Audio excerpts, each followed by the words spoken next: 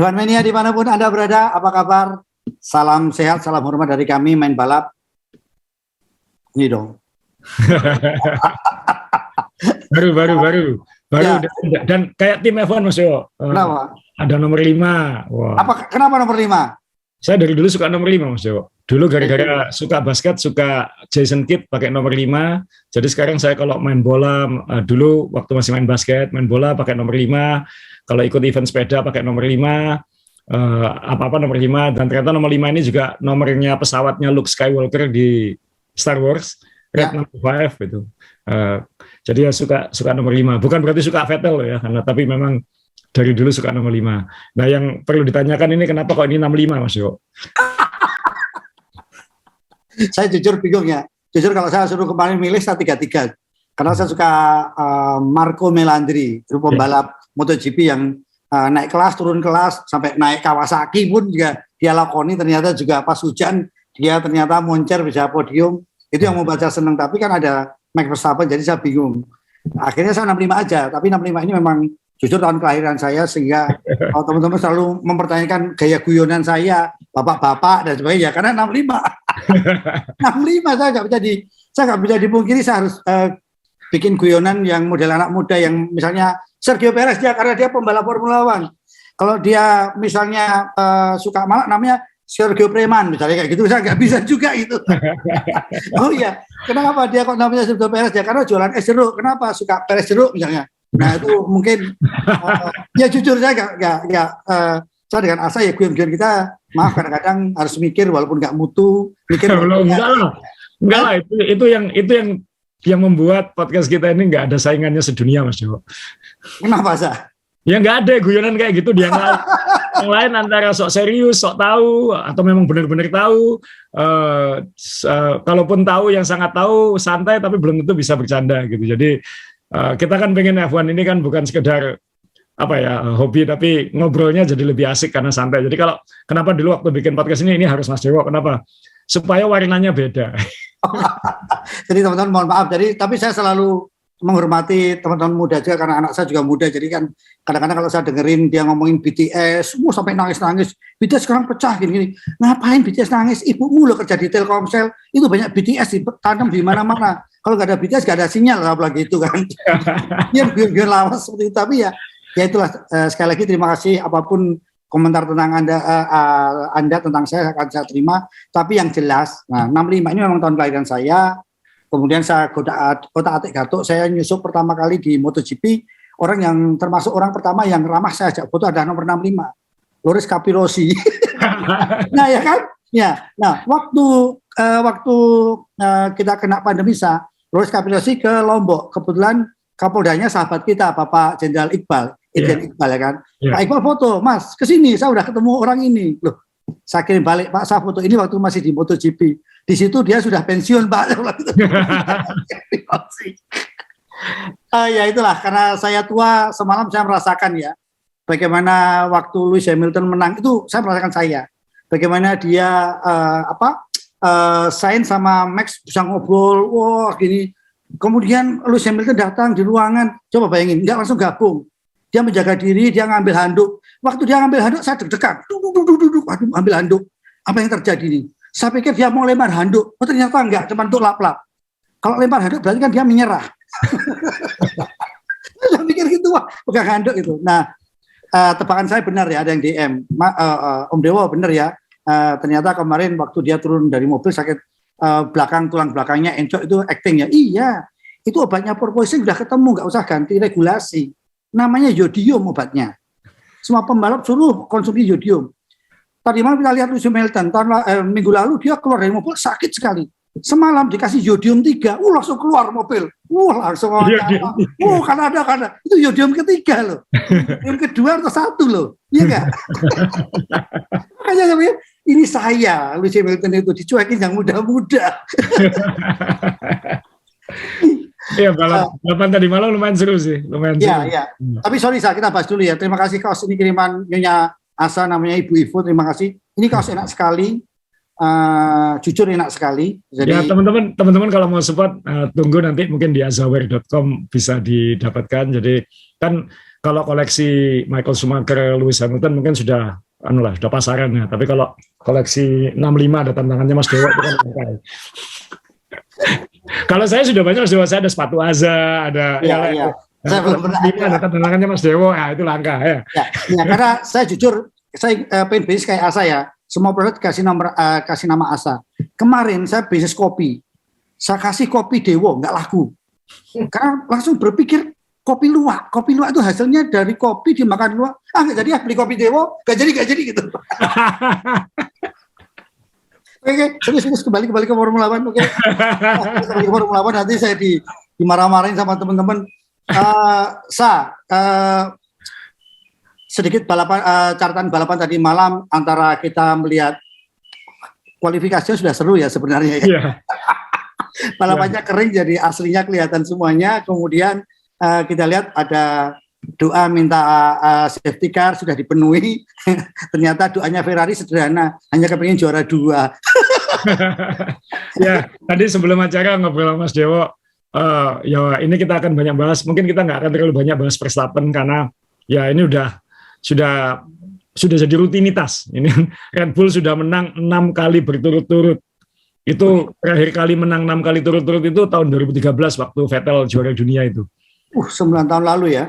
Iya, jadi 6 kali turut. Jadi yang kita bahas minggu lalu bahwa ini bisa jadi kayak Michael Schumacher ketika juara dunia pertamanya itu kontroversi, juara dunia keduanya melenggang. Tanda-tandanya semakin kuat kan, Mas Dewo. Nah ini Verstappen, ya apapun kita harus tepuk tangan. Ini dia sudah naik kelas. Tahun lalu dia sudah melewati gunung tertinggi, melewati Lewis Hamilton, dan tahun ini dia tinggal mengukuhkan posisinya dan sudah beda gitu. Auranya udah balapan itu sudah kita ngelihat Max Verstappen udah pasti nggak bikin salah ini, pasti nggak bikin salah dan pasti apa yang dilakukan pasti pas.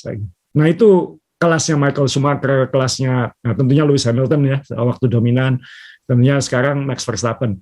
Lalu yang kedua nanti kita akan banyak bahas tentang, sekali lagi mohon maaf harus ngomong Sainz dan Ferrari gitu. Kenapa? Ya. Karena banyak hal-hal kecil-kecil yang terjadi yang bikin saya di awal musim kan saya bilang saya pengen lihat Sainz menang. Tapi sekarang kok jadi nggak terlalu ngefans ya. Karena ada banyak hal-hal kecil itu yang bikin wah, ini kayaknya memang levelnya Perez mungkin kayak gitu. Atau malah mungkin nggak kayak Perez masih bisa ngambil opportunity. Nah ini nanti kita akan bahas hal-hal kecil apa yang bikin Sainz ini mungkin akan tertancapkan jadi solid nomor 2 mungkin. Bukan level juara dunia. Karena tanda-tandanya terlalu kelihatan jelas gitu. Ya. Tapi ya kita bahas hasil lombanya dulu dan nanti juga bahas bagaimana papan tengah ini mengetat Mas Dewa ya. Dan betul. Tim kesayangan saya McLaren kok kayaknya makin madesu makin lamain. Ya. Jadi ini mohon maaf hasilnya belum diupdate.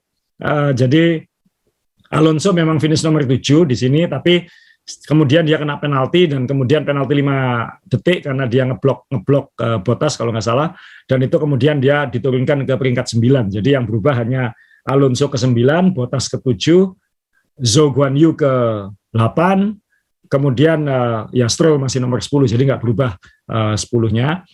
Sekali lagi Verstappen menang, Sainz kedua. Seharusnya Sainz ini dia mungkin nggak akan punya peluang sebesar ini untuk ngejar menang Mas Dewo, karena setelah ini dia mungkin harus menservis Leclerc kan. Nah, ya. Kemudian Hamilton nomor 3, kontras dengan minggu sebelumnya.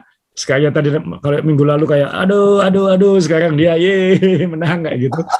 Ya benar, yodium 3 memang berpengaruh. Kemudian Russell, ini orang diapain aja yang finish 5 besar gitu. Gila ya. Luar biasa ini. Nanti kita bahas karena saya juga sempat penasaran tadi malam. Karena yang saya tunggu-tunggu kok nggak keluar itu Russell. Lanjut ya. Ya, kemudian ya Alpine jadi kekuatan. Alpine kita tahu speednya di awal musim kan saya sempat nyebut ini kuda hitamnya. Hitam. Cuman memang dia akan banyak membakar mesin tahun ini. Kayaknya memang sudah kita niati seperti itu. Kita akan, kalau grafis sinus kosinus tuh peaknya tinggi, low-nya juga rendah gitu. Jadi kadang menyodok, kadang hancur lebur. Tapi nggak apa-apa daripada maaf kayak McLaren yang kayak nadinya nggak ada emosinya sama sekali kayak gitu sekarang kayak gitu. Nah ini yang saya suka dan ini modal baik buat Alpine tahun depan, karena dia dihancur-hancurkan aja sekalian sekarang. tahun Ya. depan kita bisa menyodok ke atas. Eksperimen, ya. Alfa Romeo luar biasa, dua-duanya bisa dapat poin. Ini nanti kita akan lihat di klasemen konstruktor ya. Ya. Nah, ini kita lihat klasemen pembalap dulu. Verstappen makin solid di Solid, atas, ya.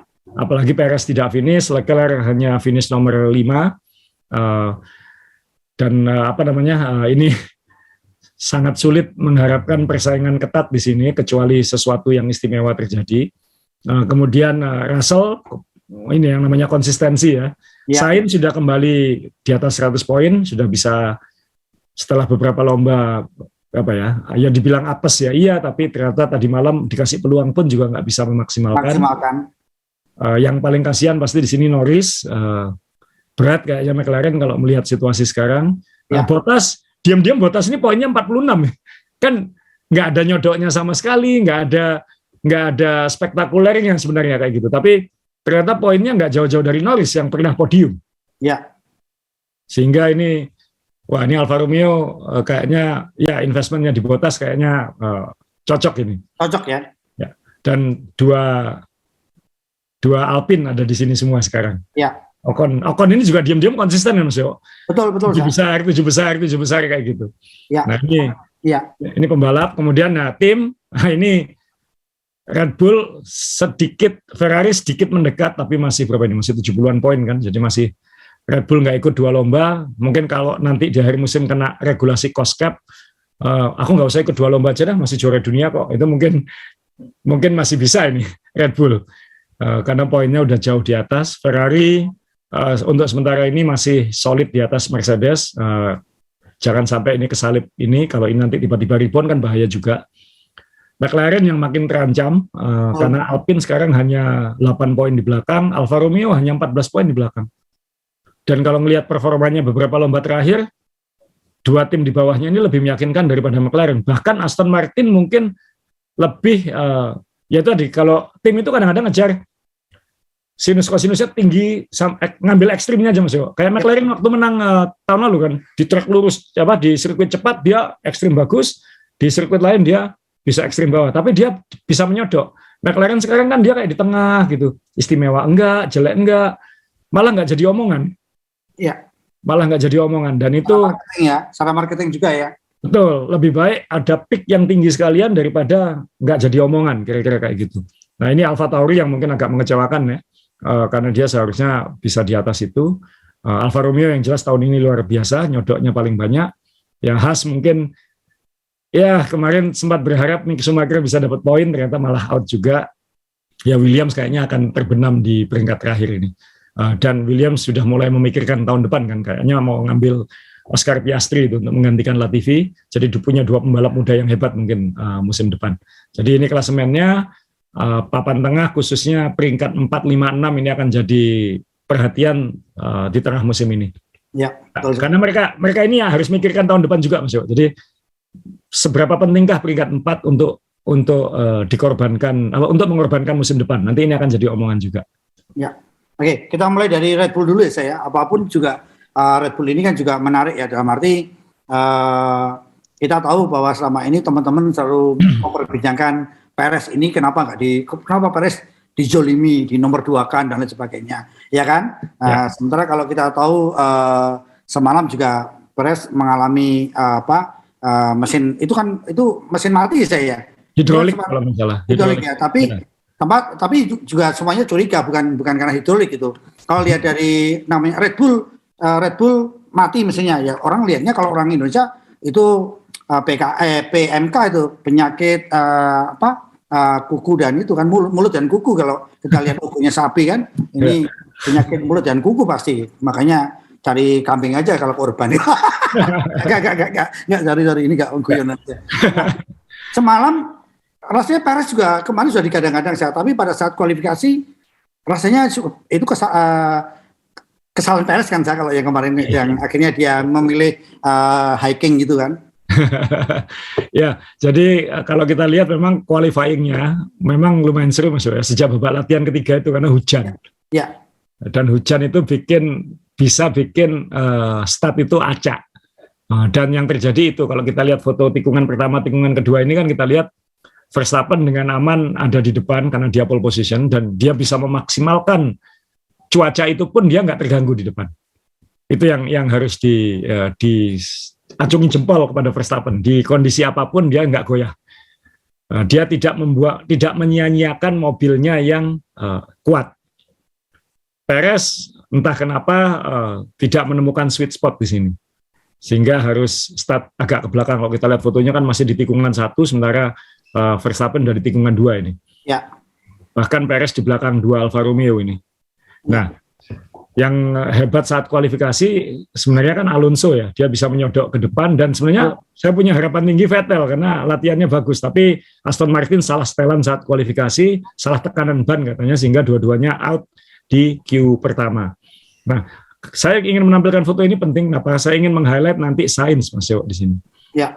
Karena Sainz saat kualifikasi itu dia kan minimal harusnya bisa nomor 2. Bahkan kalau dia perfect atau apa, sedangkan Verstappen tidak sempurna misalnya, punya kans meraih pole position. Karena sepanjang latihan dan kualifikasi ini kan sebenarnya performa antara Red Bull dan Ferrari ini nggak beda jauh. Jadi punya kans sebenarnya. Bahkan setelah lomba pun, baik Verstappen maupun Ferrari bilang, ya Ferrari sebenarnya lebih cepat, tapi hanya 0,2 atau 0,3 detik per lap, dan itu nggak cukup untuk mengalahkan Verstappen di trek lurus untuk nyalip dan strategi. Tapi kita harus tarik mundur ke kualifikasi. Sainz di lap kualifikasi terakhirnya itu membuat kesalahan di tikungan terakhir keluar dari Wall of Champion itu. Dia ngegas terlalu cepat sehingga agak spin dikit dan itu membuat dia start nomor 3. Yang terjadi apa? Ketika start Verstappen aman di depan, Sainz masih harus memikirkan Alonso. Jadi ada 3 lap sebelum Sainz bisa nyalip dan itu ngasih cukup ruang bagi Verstappen untuk tanda kutip mendikte strategi kan. Karena tidak dipresur sejak awal. Bayangkan kalau startnya Sainz ini di peringkat 2, kan mungkin selisihnya hanya 1 detik kan. Dan itu bisa mempresur Verstappen sehingga ketika ada virtual safety car, ketika ada safety car itu bisa petanya bisa berubah sejak awal. Nah ini yang membuat Red Bull dari awal sudah dia secara poin tidak perlu aneh-aneh. 2, dari awal dia sudah tidak terpresur. Dia terpresurnya memang terakhir. Nanti kita ngomongin itu juga. Nah, nanti kita akan lebih banyak bahas ini ketika ngomongin Sainz Mas Dewo. Tapi di akhir lomba sekali lagi Verstappen 2 stop, kayaknya komit 2 stop dari awal itu. Dan di akhir lomba 15 lap terakhir dipresur luar biasa oleh Sainz, dia nggak goyang dan padahal radionya tidak fungsi sempurna kan. Dia bisa dengar omongan pit, dia nggak bisa ngomong ke pit. Tapi ya nggak ada komunikasi pada saat kondisi krusial itu, nggak bisa komunikasi ya. Tidak bisa dua arah. Tapi ya itu tadi dia dengan tenang ditekan seperti itu dengan tenang dan akhirnya finish walaupun nggak sampai 1 detik tapi dia finish di depan dan jadi juara lagi. Nah ini menunjukkan di saat momen-momen krusial Verstappen ini ya naik kelas gitu. Dia ini kelasku. Saat qualifying yang lain tidak bisa sempurna, saya bisa maksimalkan pole position. Di saat balapan saya bisa maksimalkan situasi, tidak sampai startnya bagus, tidak membuat kesalahan saat start. Kemudian eksekusi Red Bull juga eksekusi pit stopnya juga bagus. Ada gamblingnya dikit kan dengan virtual safety car itu, tapi Verstappen tetap bisa eksekusi semua dengan baik, keluar dengan baik, nyalip-nyalipnya juga baik kalau dibutuhkan, misalnya saat overlapping atau apa, dan saat dipresur di akhir dia nggak goyang sama sekali. Dan kalau waktu kita nonton kan Mas Dewo ada perasaan nggak Verstappen bakal goyang? Ya. Kalau saya waktu itu cuman karena dia merasa kecolongan, saya bisa ke pit stop ganti ban dan sebagainya, itu memang deg-degan saya, pasti kena ini gitu kan, pasti kena. Tapi kok tidak kena gitu. Berarti kan dia sangat memahami karakter sirkuit, di mana dia harus menghindar, di mana dia harus bertahan. Kalau saya bagaimana? Betul, jadi sama sekali tidak ada setelah dipresur 2-3 lap itu saya lihat, nggak bisa goyang ini, nggak mungkin bikin salah ini karena dia nggak, misalnya Sainz lebih cepat di trek lurus kan karena ada DRS. Meskipun tidak cukup untuk ngambil, tapi dia lebih cepat gitu, kelihatan mengancam kan. Dan itu kan bahayanya di tikungan apa itu chicken Wall of Champion, dan kuncinya kan di situ sama di hairpin sebelum trek lurus itu ngambilnya pas terus sehingga Sainz-nya malah yang bikin salah di hairpin di lap terakhir. Nah ini menunjukkan ya kamu kayak gitu, aku kayak gini. Nah itu sama sekali tidak ada 5 lap terakhir itu saya ngelihat sama sekali nggak ada kekhawatiran Verstappen akan membuat kesalahan. Solid banget orang ini. Malah kalau kita nonton itu malah ngeliat, aduh jangan-jangan Sainz yang bakal bikin kesalahan ini. Ya dia membuat kesalahan sedikit tapi tidak sampai membuang peringkat 2-nya. Nah itu yang menunjukkan wah, memang Verstappen tahun ini memang aduh ya ini mungkin harus jadi seperti Sumi tahun 95 ya, juara dunia dengan tenang. Meskipun nanti kita belum tahu kan apapun Perez kerusakan mobil. Jadi masih ada kans itu terjadi juga pada Verstappen kan kayak main lotre kan siapa ya hukum probabilitas siapa yang habis ini kena kayak. Nah itu. Jadi ya salut buat Red Bull, eksekusi semuanya luar biasa, tidak membuat kesalahan dan ya layak menang, maksudnya nggak ada keraguan sedikit pun Verstappen menangnya seperti apa kemarin. Malah ini membuat saya ingin banyak ngomong tentang Sainz. Ya, satu lagi sebelum ke Sainz, pada saat ada kesempatan pit stop, itu kan juga pede sekali Red Bull tidak mengambil, sementara Sainz masuk untuk ganti ban baru. Ya. Gitu kan. Dan mungkin banyak nanti kita bahas di Sainz aja, cuman kenapa waktu itu Red Bull dengan tenang gitu. Kemudian pada saat Max Verstappen juga bilang udah ke tim bahwa bannya sudah nggak mulai ngegrip lagi dan sebagainya. Itu juga tidak apa ya kalau orang Jawa bilang gopoh, ketakutan, apa ya, itu kan santai sekali kan. Tinggal tahu box gitu aja kan Sa. Ya jadi memang kan pit stop kemarin itu ada. Saya yakin semua tim pengen sebisa mungkin satu stop. Karena pakai ban mediumnya nanti ditahan sampai lap 20-an, kemudian bertahan 50 lap lah menggunakan ban hard kalau situasinya normal. Dan kita harus ingat sirkuit ini kan bersih Mas Yo, kena hujan itu kan jadi kelihatan nggak ada bekas karetnya sama sekali waktu start itu, jadi bersih dan itu berarti gripnya akan berkurang. Jadi mungkin itu membuat seperti Red Bull mungkin antara satu stop dan 2 stop ini garis tipis, tinggal ada safety car atau tidak. Nah ternyata malah virtual safety car pertamanya gara-gara Perez kan, seperti itu. Nah lap 10 lagi, 9 atau 10. Nah kemudian malah Verstappen memutuskan pit stop duluan. Ya, 8 ya. 8 ya. 8. Pit stop duluan. Ini saya bilang, wih cepat sekali ya. Berarti ini pasti 2 stop minimal kayak gitu. Ya. Tinggal 2 stopnya kapan? Ferrari, saya kira karena dia posisinya waktu itu ketinggalannya hampir 3 detik ya, sekitar 3 detik. Kan tidak bisa apa ya? Kalau mepet kan bisa apa yang kamu lakukan itu yang aku lakukan. Tapi kalau misalnya agak jauh dikit harus berani agak gambling, apalagi itu virtual safety car kan, tidak harus berdekatan kan Mas Jo. Ya. Jadi Ferrari dan Sainz memutuskan, oke kita nggak apa yang dilakukan Verstappen, kita lawannya, kita balikannya. Jadi Verstappen pit, dia nggak, sehingga ada gap sempat 10 detik ya, 10,8 detik atau apa, dan kemudian setelah itu tinggal dijaga aja, baru ketika virtual safety car yang kedua, baru Sainz ini masuk pit. Saat Sainz ini masuk pit, kemudian habis itu kan gantian lagi Verstappen masuk pit lagi kayak gitu. Nah saat itu kan kita semua ngira wah ini Sainz akan nahan 50 lap pakai ban hard, walaupun dia mimpin 10 detik tadi, maaf ya, itu setelah pit stopnya Verstappen. Horner bilang ya ini kita harus gaspol kan, karena ada kemungkinan Sainz hanya 1 stop, dan kalau Sainz hanya 1 stop kita akan nangkep dia di 10 lap sebelum finish. Nangkep dan nyalip 2 hal yang berbeda. Mungkin bisa nyalip, mungkin juga enggak. Kita nggak tahu, meskipun mungkin kemungkinan besarnya nyalip. Tapi waktu itu pun Red Bull sudah pede, kita akan nangkep dia 10 lap sebelum finish. Nah, tapi kemudian ada safety car kan, ketika Tsunoda keluar dari pit, milih nabrak tembok itu daripada belok kanan. Padahal temboknya itu sponsor utama ya, AWS ya, kan awas, tapi jangan AWS ya. Nah dari situ memang ya sudah, itu memang ketika itu terjadi mau nggak mau Sainz harus pit stop. Kenapa harus pit stop? Karena habis itu kan berdekatan Mas Jo. Kalau safety car, kalau virtual safety car kan nggak harus berdekatan, tapi ketika safety car kan harus berdekatan.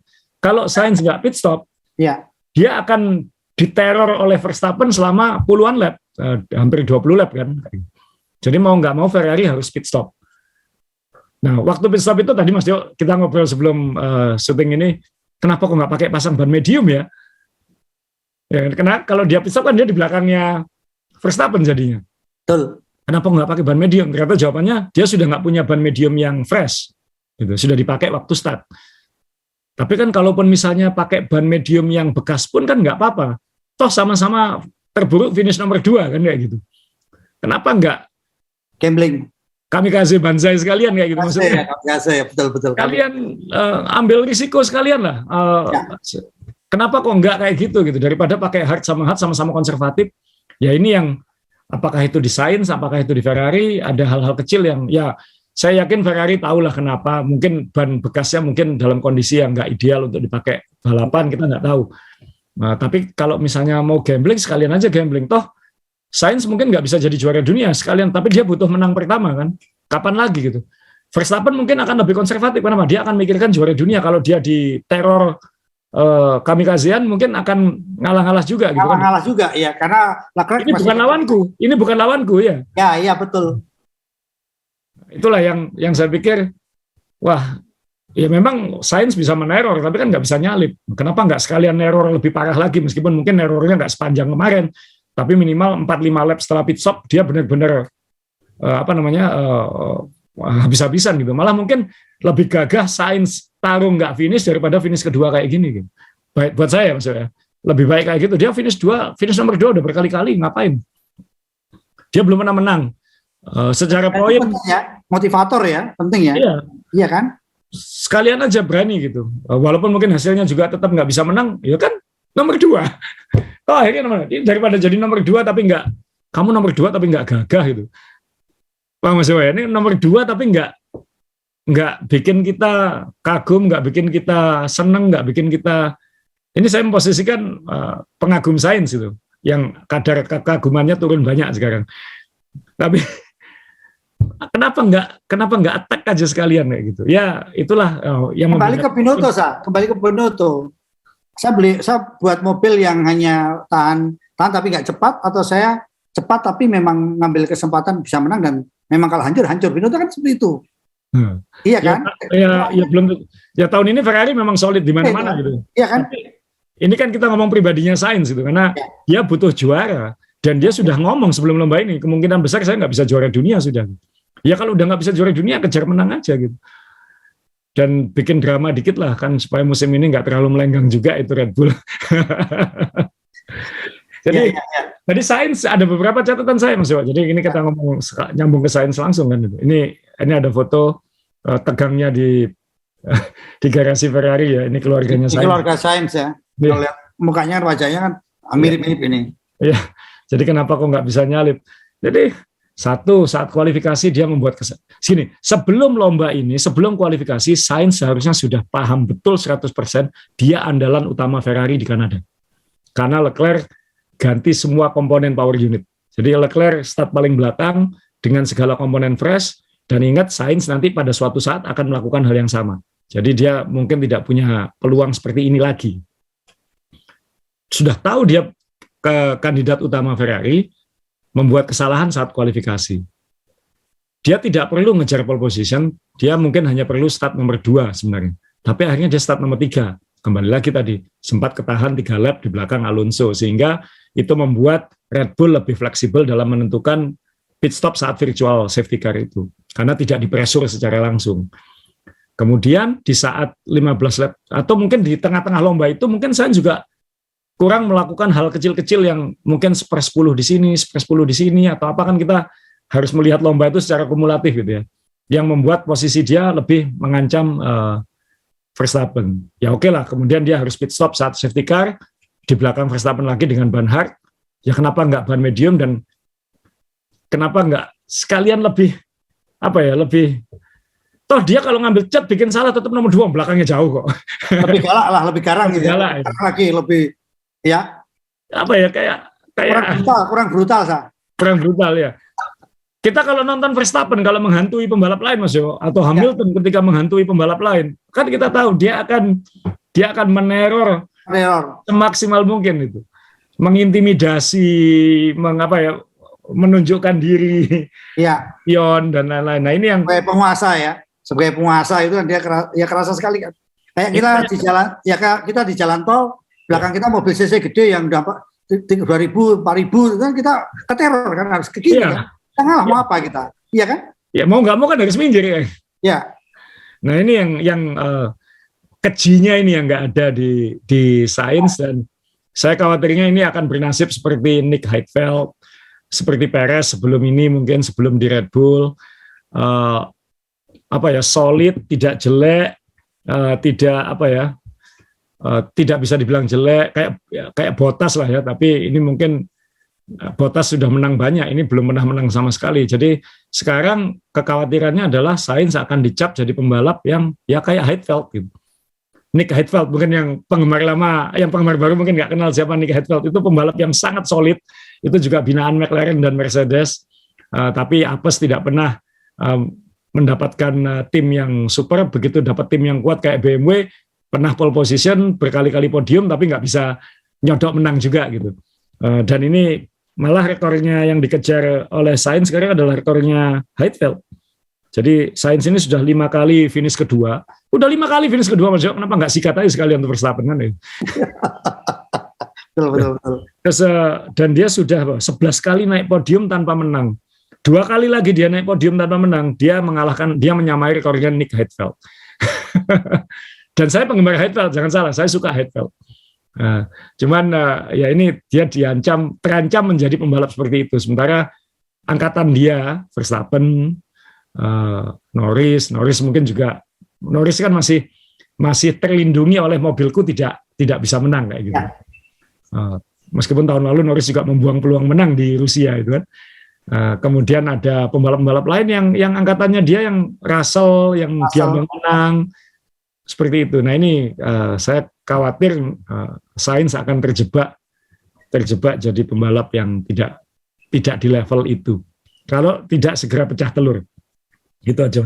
Plus Ferrari kan juga nggak sempurna juga, pit stopnya Leclerc juga nggak bagus, sehingga ya ini tim masih belajar jadi juara dunia lagi lah mungkin. Dan seperti kita bilang beberapa episode lalu, sekarang di situasi seperti ini sebuah tim dan pembalap itu akan sangat terekspos, sangat diperhatikan semua detail yang dia lakukan. Nah ini sudah tidak bisa menghindar, tidak bisa bersembunyi lagi Ferrari, Leclerc, dan Sainz ini. Oke, ini melihat peluang Ferrari, Leclerc juga sudah menerima penalti dan sebagainya. Ini kalau seperti di MotoGP ya, Quartararo ini sudah melenggang lah, karena di MotoGP juga Ferrari-nya adalah Ducati kan, dengan ya, motor salah sendiri lagi kan ya, gitu. apa jatuh sendiri dan sebagainya. Padahal motornya juga nggak motor jelek gitu kan, seperti itu kan. Nah, Ferrari ini apakah tahun ini kita harus menerima nasib bahwa melenggang tadi, Red Bull melenggang tanpa lagi ada hiburan yang bisa mengganggu dia gitu. Karena kan jarak poinnya antara Max dengan Leclerc sudah jauh sekali, Sa. Jadi sekarang ini kalau saya menghitung peluangnya lebih besar Red Bull melenggang daripada seru. Yang pasti. Jadi ya anggap aja lah 60-70% sekarang Red Bull akan melenggang. Dengan segala penaltinya nanti, dia punya celengan poin cukup banyak untuk ngambil penalti. Dan di peringkat 2 klasemen pembalap kan Perez. Jadi Verstappen tidak perlu habis-habisan. Kalau misalnya ada apa-apa, toh belakangnya Perez gitu. Jadi finish di belakang Perez pun ya nggak apa-apa. Gitu. Karena nanti kalau dibutuhkan di akhir, Perez akan ngalah pada saya. Sedangkan Ferrari, ya seperti saya sebut minggu lalu, harus fokus ke Leclerc sekarang. Dan itu akan membuat Sainz lebih berat lagi. Harus fokus ke Leclerc, mau nggak mau. Harus fokus ke Leclerc. Apapun pengembangan terbaru, tim order, bahkan sekarang jangankan kalau di urutan podium ya, misalnya Ferrari ada di urutan 6, 7, 9, 10, Sainz harus ngalah pada Leclerc. Karena apapun poinnya Leclerc yang harus diperjuangkan. Karena satu, juara konstruktor mungkin berat. Kalau bisa ngejar juara pembalap kan harus mengutamakan satu orang. Ya. Ini harus dilakukan dari sekarang. Ferrari sudah harus tim order mengutamakan Leclerc, harus mengorbankan Sainz. Ya. Ya, ini makin menyesakkan bagi Sainz karena belum tentu dapat peluang lagi seperti di Kanada ini. Ya. Jadi memang kalau kita mau belajar ya belajarlah tahun lalu ya, di mana kalau kita lihat balapan terakhir Red Bull dengan Mercedes kan nggak mungkin kalau Red Bull akan juara dunia karena kondisinya memang sudah nggak mungkin. Tapi kan sesuatu di Formula One bisa terjadi, itu hanya kesempatan Red Bull mau ganti ban aja saya bisa menang gitu kan. Terlepas itu kontroversial kan juga memang ada tradisi kalau sudah ada safety car kan memang backmaker disuruh nyalip kan. Semalam kan juga Aston Martin kan baik hati itu semua suruh nyalip, ya kan kita lihat semua pembalap bisa nyalip ke depan. Aston Martin dapat pahala ini. Nah, apakah semacam itu yang harus ditunjukkan oleh Ferrari? Saya seperti Asa tadi katakan, jangan membuat kesalahan lagi. Sekarang kita harus ke mobil 16 harus solid, tidak ada kesalahan. Termasuk margin of error itu sudah hilang lah ya. Margin of error sudah hilang. Bagusnya adalah Leclerc minimal 3, 4, 5 lomba ke depan dia mungkin harusnya tenang dengan komponen karena dia punya komponen fresh. Semua komponen power unitnya fresh kan di mana? Di Kanada ini, dan kalau kita lihat saat kualifikasi dan latihan kan dia banyak nyimpan Mas Yo. Dia tidak banyak turun. Minggu lalu kan kita bicara Ferrari sekarang harus mengurangi jumlah lap saat latihan, harus menurunkan power spec-nya juga. Saya yakin tadi malam powernya Leclerc tidak digaspol. Maksimalkan ya, karena kesulitan nyalip Ocon ya. Percuma digaspol juga peringkat berapa? Mungkin peringkat 4 maksimal. Jadi lebih baik konservatif ditahan, tapi ini mesin akan istimewa di beberapa lomba ke depan. Gitu. Apalagi kalau kita ngomong lomba-lomba ke depan kan habis ini Inggris, kemudian Austria, kemudian sirkuit-sirkuit yang tradisional itu kan kayak Perancis, kemudian Hungaria yang karakternya seharusnya membantu Ferrari lebih daripada Red Bull. Nah ini yang harus memastikan Leclerc mobilnya, power unitnya prima di lomba-lomba itu. Karena 4-5 lomba ke depan ini make or break-nya lah. Kalau 4-5 lomba ini Red Bull masih melenggang ya kiss goodbye 2022, fokus 2023 kayak gitu. Ini yang harus dipikirkan Ferrari sekarang. Jadi ya mohon maaf, Sainz, saya termasuk yang pengagum Sainz sekarang ya tahun depan ya nak. Ya, jadi menarik kalau kita belajar di Formula One. Max Verstappen juga kalau ditanya selalu bilang fokus, dan ternyata Red Bull sudah nabung. Ini berbeda dengan Haas, di mana pada saat tim lain masih kesulitan, dia tidak memaksimalkan dua pembalapnya untuk nabung, tidak seperti Brown GP waktu itu, sehingga ya kesempatannya jadi hilang. Sekarang akan selalu terpuruk di belakang. Sekarang kita ke Mercedes. Kalau Mercedes ini kan juga rasanya hanya safety car aja nih, ada gambling-gamblingnya yang penting dapat poin. Kemudian juga maaf ini saya juga pecinta kan, saya punya Lewis Hamilton. Flexing dia sekarang. Ya, kan? Saya punya Lewis Hamilton itu cuma 2, satu tahun 2007, ini 2001. Karena apa? Sambil masalah dia kalah gitu kan.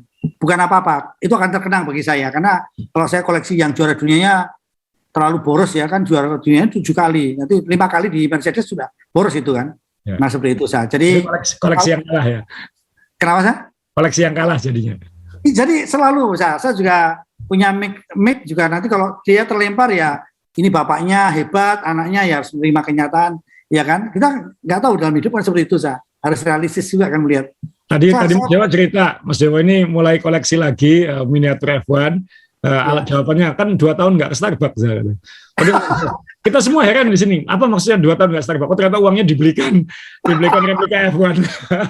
Oh, jujur saya pandemi ini 2 tahun nggak ke kafe, nggak ke mall, kartu kredit mati. Jadi duit itu saya simpan karena saya pengen punya mobil era baru. Jadi ternyata saya taruh berdampingan antara Lewis Hamilton 2007 dengan 2021. Gedenya, sangar ini. Yang ini sangar sekali, gede sekali. Tambah gagah gitu, saya. Jadi memang harus segera punya, saya. Jadi kalau beli mobil koleksi miniatur sekarang, kalau di kilo lebih untung Mas Dewa ya, karena kan lebih gede. Betul saya. Nanti jadi kalau kita bosen ya jual kiloan aja, jangan jual hobi nggak laku. Nah ini Lewis Hamilton, kemudian Russell ini kan, maaf ya, saya juga senang sekali kalau mereka menyodok, karena tadi malam itu kalau bayangkan kalau 3 di depan terakhir itu ada Red Bull, Ferrari, diganggu Lewis Hamilton, wah akan menarik kan. Tapi setelah berapa lap, udah 5 detik, udahlah. Rasanya kelihatan sekali kalau memang ini selalu mendapat hibah juara gitu kan. Jadi Kalau Asa melihat bagaimana dengan apa yang harus dilakukan oleh Mercedes? Terus terang ini Mercedes cukup kaget ya bisa sekompetitif ini, karena mengingat karakter sirkuit ini seharusnya mirip dengan Baku, di mana Mercedes buruk sekali, dan di sini mereka bisa memaksimalkan peluang. Sekali lagi, ini tim level ini akan bisa memaksimalkan segala peluang. Lebih baik dari Ferrari malah dalam hal ini. Nah, ini tentunya ya minimal menatap lomba-lomba ke depan Mercedes lebih mendongak ya, lebih optimis. Bahkan Toto Wolff kan bilang kita bisa menatap lomba-lomba ke depan lebih enak lah ini. Apalagi mungkin seperti saya sebut beberapa lomba ke depan ini lebih tradisional, yang siapa tahu Mercedes bisa lebih kompetitif lagi. Apalagi lomba berikutnya kan nanti awal Juli di Inggris, di kandangnya Russell dan Hamilton. Dua-duanya kan membalap Inggris. Jadi moga-moga atau siapa tahu nanti Mercedes punya update baru yang kompetitif di situ. Nah, catatan untuk Mercedes ini Mas Dewo, kita harus ngomongin soal omongan FIA baru tentang porpoising kan, karena sebelum Kanada ini kan sempat rame ya soal regulasi porpoising. Ini harus saya tekankan, belum jadi regulasi. Jadi salah kalau ngomong itu regulasi. Ini masih direktif, masih imbauan lah bahasa kasarnya. Jadi FIA ini selama di Kanada akan menganalisis data yang didapat dari semua mobil yang nanti terkait dengan regulasi porpoising. Jadi regulasinya belum dibuat, tapi akan ada saran-saran dengan alasan keselamatan. Misalnya begini, semua tim ini sudah diamati sekarang seberapa kasar bouncingnya. Cara ngamatinya gimana? FIA akan melihat data live pergerakan mobil selama sirkuit, itu dilakukan saat babak latihan. Semua mobil ini dilihat secara live gerakan porpoisingnya. Setelah itu FIA juga menganalisis bagian dasar lantai, kayunya itu wooden plank-nya dengan bagian lain lantai itu seberapa sering menghantam permukaan aspal. Lintasan. Dari situ akan dibuatkan studi yang nantinya akan meregulasi porpoising. Karena itu terkait dengan keselamatan kan, karena ya boyoannya Hamilton di Baku itu salah satunya. Nah, tapi belum ada aturannya belum ada, tapi ada anjuran. Kalau memang kamu terlalu porpoising, maka FIA punya hak untuk bilang naikkan mobilmu 1 cm dari permukaan. Jadi suruh naikkan 1 cm. Supaya kalau porpoising untuk mengurangi kemungkinan porpoising atau meminimalisir porpoisingnya. Nah, ini dampaknya adalah tidak ada satupun tim yang mau dinaikkan. Karena kalau dinaikkan itu pasti tidak seefisien kan. Pasti mobil lebih tinggi berarti dia downforce-nya berkurang karena downforce itu lebih banyak di bawah, dan handlingnya juga jadi lebih sulit. Ya gampangannya gini lah, Anda kalau terbiasa naik sedan, kemudian naik MPV, beloknya kan pasti beda, pasti enakan sedan. Ya. Kalau belok ngebut MPV pasti guling miring gini kan. Nah, sama mobil F1, mobil itu kalau dinaikkan dari permukaan, dia handlingnya pasti berkurang. Nah, ini yang semua tim tidak mau. Jadi pasti tim-tim akan lebih konservatif dalam setelan. Apakah itu dibuat untuk menolong Mercedes? Belum tentu juga. Malah itu bisa merugikan Mercedes. Karena yang bouncingnya paling parah itu malah yang disuruh dinaikkan kan kayak ini. Nah, Mercedes sempat masang 2 penahan di lantainya itu kan. Tapi itu kan diprotes karena nggak boleh 2 kan. Jadi akhirnya sebelum diprotes dihilangkan itu. Ya ini suujon ya kan, biar seru aja kan, kalau ada drama kan lebih seru gitu. Suujon aja. Apakah Mercedes karena kesulitan untuk kompetitif sehingga udahlah 2 pembalap kamu ngeluh, kalau timnya yang mengeluh kan nama besar kita yang hancur gitu. ya yang namanya F1 ya kita semua tahu lah, pasti di belakang layar pasti argumen, debat, kemudian lobby itu pasti jalan sangat kencang. Sekarang aja kita tidak bisa mendengar lobby-lobbyan ya. Kalau tahun lalu kan kita masih bisa mendengar. Ya. Apalagi saat tidak berlangsungnya lomba, pasti telepon-teleponan dan lain-lain itu pasti terjadi. Ya moga-moga tidak ada niatan menguntungkan satu pihak, harus seadil mungkin. Ya kita lihat nanti seperti apa Mercedes beberapa lomba ke depan dengan regulasi dengan technical directive ini, bukan regulasi ya. Apakah itu nanti akan jadi regulasi? Bisa jadi. Tapi ini belum jadi regulasi. Jadi regulasi. Apa juga Toto mungkin sempat nonton salah satu iklan rokok di Indonesia? Kalau kamu ingin menang, ganti saja peraturannya. Bahkan dia sudah jadi korban Mas Dewo. Aturannya diubah supaya dia tidak bisa menang ini. Kan seperti itu.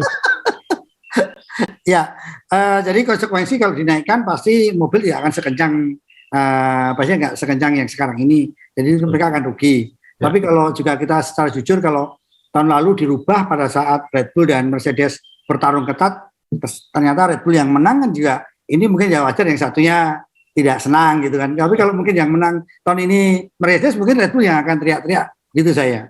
Bisa jadi. Ini kan sudah saling teriak aja, sudah saling sindir sebenarnya. Sudah saling sindir.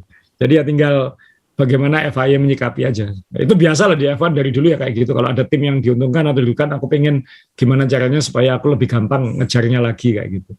Ya, tapi ini kan masih, apalagi ini sekarang sudah memasuki sebentar lagi Juli.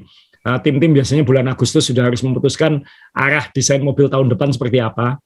Nah, kan bikin mobil F1 itu kan butuh waktu juga. Sehingga pressure regulasi secepat mungkin itu juga penting supaya nanti kalau aku membuat konsep untuk tahun depan itu sudah jelas dari awal. Sesuai dengan plannya dia ya. Ya, timing protesnya pas lah, karena bulan depan sudah harus menentukan konsep. Inilah Formula One teman-teman, jadi kenapa menarik, tapi suatu ketika teman-teman, saya pengen ini mengulas bagaimana peliknya sebuah tim Formula One diadu dengan peliknya tim pro cycling. Karena ini yang satu manusia, 21 hari balapan, yang satu mesin. Nanti kita bahas khusus karena biar teman-teman tahu bagaimana Froome mati-matian meninggalkan pada saat masih masih 80 km menuju finish. Bagaimana timnya itu nanti seru. Saya inter ini. Asa harus ceritain sesuatu teman-teman nanti biar tahu. Jangan hanya Formula One yang pelik. Pro cycling ini juga sangar gitu. Karena yang diurus manusia. Dan sindir-sindiran regulasi juga ada gitu. Iya, makanya semua olahraga akan sama ya. Sekarang kita bahas ya. Ini menarik karena menarik menurut saya. Oke, sekarang kembali ke sebelum kita pindah ke tim tengah. Semalam saya berharap Mercedes akan tarung antara Russell dengan Lewis Hamilton karena Russell lebih fresh bannya. Yeah. Dapat kesempatan safety car. Bukan virtual ya, dalam arti bisa nempel gitu. Tapi yang terjadi kok tidak ada gerakan anak muda gitu, nggak ada ya. Nah, ini bedanya Ferrari dengan Mercedes, Mas Dewo. Kalau Ferrari dalam situasi ini mau nggak mau Leclerc harus diutamakan. Ya. Di Mercedes sekarang kan dia juara dunia pembalap kayaknya nggak mungkin, tapi poin konstruktor dia sangat penting. Ya. Sehingga kalau situasi kayak gini main aman, jangan saling mengganggu. Jadi itu yang kalau itu psikologi tim menentukan kapan tim order dan tidak. Jadi dalam situasi Mercedes ini tidak ada kebutuhan untuk membalik posisi. Iya, tapi kan kemarin sempat Lewis Hamilton merasa dirugikan karena pada saat ada safety car, Russell di balapan sebelumnya kan masuk gantian nyalip dia ngamuk-ngamuk kan. Saya yang dikalahkan itu kan. Semalam saya nunggu itu ya. Tapi kan posisinya masih sama aja. Jadi ya, tapi setiap lomba situasinya bisa beda-beda. Tapi dalam hal ini memang tidak perlu tim order dan startnya kan Hamilton yang di depan. Sehingga diprioritaskan mungkin di mungkin itu ya. Ya, di Baku kan Russell lebih cepat sejak latihan. Nah, ini juga seperti itu. Dan yang saya angkat topi ke Mercedes di Kanada kemarin ini harus kita singgung ngomong Mercedes adalah berani gambling. Kita kembali ke berani gambling, Mas Jo. Ferrari tidak gambling kan di sini. Tapi Russell kan gambling saat kualifikasi. Dia mencoba pakai ban kering. Ban soft. Dan itu kalau kita lihat di tayangannya kan, itu tikungan 1 dan 2 itu kan genangan airnya banyak banget di pinggir. Ya. Jadi waktu itu kalau dia bisa melewati tikungan 1 dan 2 tanpa melebar, dia mungkin bisa menyodok ke depan. Kenapa? Karena setelah itu kering. Ya. Tapi ternyata melebarnya malah di situ. Gamblingnya gagal. Ya. Yang harus diapresiasi adalah berani gambling. Nothing tulus. Iya kan? Nothing tulus. Padahal kalau dia pasti pakai ban basah, bisa startnya di depan Lewis Hamilton dia posisinya. Bisa, tapi kan ya sudah, nggak ada yang spesial lagi dalam hal itu. Iya, paham. Ya, nggak ada yang spesial lagi dalam hal itu. Jadi berani gambling. Nah ini yang mentalitas seperti ini yang saya harus angkat topi ke Mercedes gitu. Di saat kayak gitu, dia berani gambling. Oke. Waktu kita tinggal sedikit, tapi kita harus membahas papan tengah, Sa.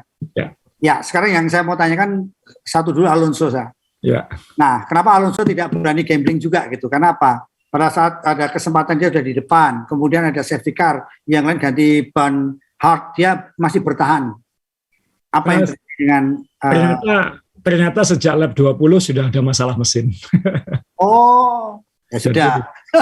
Jadi sudah ada masalah power unit sehingga top speednya hilang banyak, hilang 1 detikan di trek lurus, sehingga dia harus ini kutipan dia ya, kamikaze di tikungan supaya dapat DRS, karena itu satu-satunya cara untuk bertahan di trek lurus. Memang harus disayangkan seandainya tidak ada masalah. Apakah dia bisa battle dengan Verstappen? Rasanya enggak. Apakah dia bisa battle dengan Sainz? Mungkin juga enggak. Tapi ada kemungkinan dia bisa battle dengan 2 Mercedes kan? Ya, betul. Yang tidak terjadi. Jadi dia sudah ada masalah power unit sejak lap ke-20.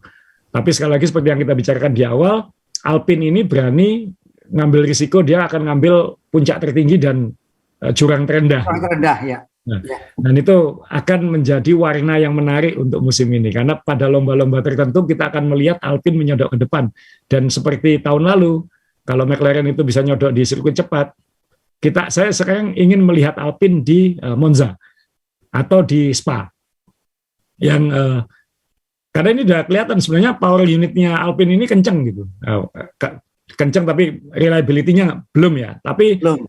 Mungkin Alonso akan gambling, mungkin gini, sebelum Monza atau sebelum Spa akan ganti semua power unitnya, nggak apa-apa misalnya di Hungaria buang aja lah, kita start paling belakang, tapi aku punya mesin yang fresh untuk Spa atau untuk Monza sehingga aku bisa menyodok ke depan. Nah itu tunggu itu, kalau itu kejadian berarti ada satu ilmu ngeramal saya masih lumayan kayak gitu. Jadi karena ada potensi kayak McLaren, ada potensi kayak McLaren. Ya, tapi yang saya senang karena sekali lagi sebagai bapak-bapak orang tua juga terwakili di Kanada, karena Kanada ini sirkuit yang sangat ramah untuk orang tua. Nyatanya baru kali ini ada orang tua yang start di front row. Selama ini selalu di belakang semua. Jadi semalam saya lihat bagus penghormatan untuk orang tuanya baguslah di sini. Nah, ini saya sekarang memang semalam itu kita kadang-kadang akan ada duel antara Mercedes dengan Alpine. Kemudian ada duel lagi antara McLaren dengan kenapa? Alfa Romeo. Alfa Romeo atau Alfa Tauri, si hijau ya, Aston Martin, ya kan? Ya. Dan ternyata semalam kita tidak melihat itu semua. Rasanya ketat sekali, hanya kayak parade saja. Asal melihat papan tengah gimana sah? Ya ini papan tengah tadi kita lihat di klasemennya kan sudah mengetat. Kita lihat Alpine punya potensi nyodok-nyodok. Ya. Tidak di semua lomba, tapi punya potensi nyodok-nyodok. Konsistensinya Alfa Romeo salut ya. Zhou Guanyu dapat poin lagi. Ya. Sehingga solid ya ini. Mulai menemukan mulai jejak berdirinya. Ya. Sehingga dia bisa overtaking, bisa dapat poin kayak gitu. Sebagai rookie oke ya, sudah oke ya. Sebagai rookie, malah mungkin saya merasa ini lebih solid daripada Tsunoda mungkin. Ya, dan Schumacher ya. Dan Schumacher ini belum tahu karena mobilnya ya. Kita lihat. Jadi Alfa Romeo poinnya diam-diam sudah banyak. Kita kembali ke klasemen ini kan. Diam-diam Alfa Romeo itu 51 poin. Siapa yang nyangka dia sekarang di peringkat 6? Dan wow, hebat ya gitu. Misalnya di peringkat itu gitu, di atas Alfa Tauri, hampir 2 kalinya Alfa Tauri poinnya. Ya. Dan hampir 3 kalinya Aston Martin poinnya. Ya. Nah, ini kalau kita lihat dari daftar ini, McLaren, aduh, ini apa yang terjadi pada McLaren? Tidak ada.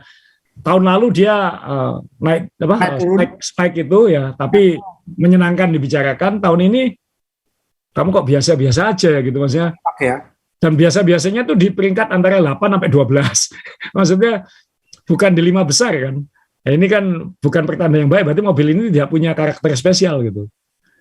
Itu dan di sirkuit yang Kanada ini kan seharusnya kalau McLaren tahun lalu ini makanannya dia gitu. Betul. Dia malah memilih jalur tengah-tengah itu yang tidak spesial dalam segala hal. Tidak spesial dalam segala hal itu kan nggak baik, Mas Joko. Ya, betul sah. Alpine punya Alonso, punya Ocon diam-diam 7 besar terus. Ya. Alonso punya potensi nyodok-nyodok seperti itu. Alfa Romeo punya Bottas sekarang yang solid. Alfa Tauri 2 pembalapnya, ya maaf Tsunoda, saya sejak tahun lalu nggak terlalu ngefans, dan kelihatan lagi tahun ini. Kemudian Aston Martin mulai setelah menyontek Red Bull kayaknya mulai menemukan arah. Ya. Dan ini punya potensi, mungkin masih belum hafal setelannya harus seperti apa, tapi ini punya potensi. Nggak mungkin Haas dan Williams sih akan di sini, tapi Haas punya potensi nyodok-nyodok.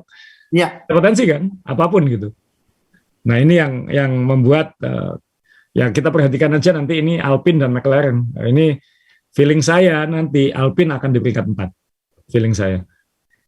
Karena diprediksi saya awal musim kan Alpine itu kuda hitam. Tapi saya juga tidak memprediksi McLaren sejelek ini.